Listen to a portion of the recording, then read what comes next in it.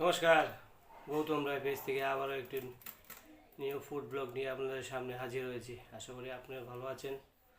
সবাইকে good morning.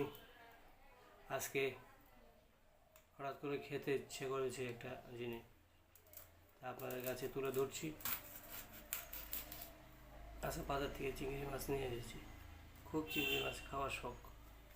তো চিংড়ি মাছ তো রান্না হবে, রান্নার পরে খাওয়া হবে, চলছে প্রসেসিং।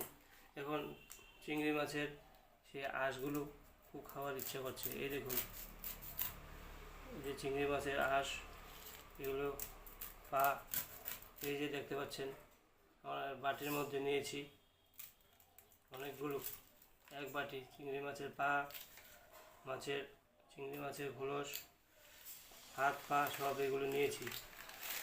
এগুলো খাবো।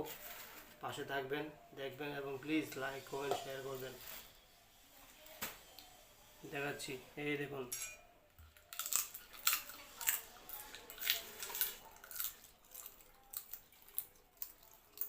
পা